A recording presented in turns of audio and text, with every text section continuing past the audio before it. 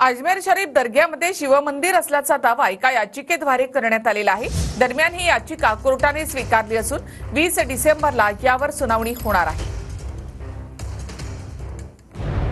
राजस्थानच्या अजमेर शरीफ दर्ग्यात शिवमंदिर असल्याचा एका याचिकेद्वारे कोर्टात दावा करण्यात आलाय।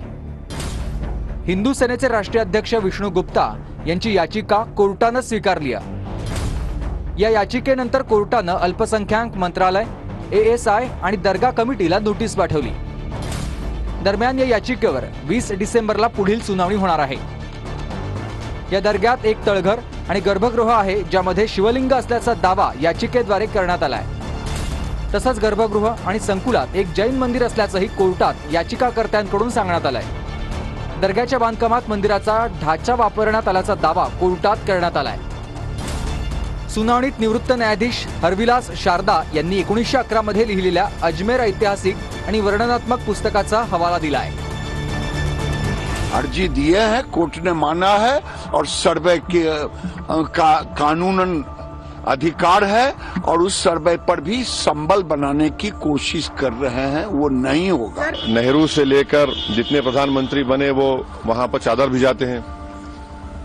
आप बताइए क्या करना चाह रहे हैं लोग?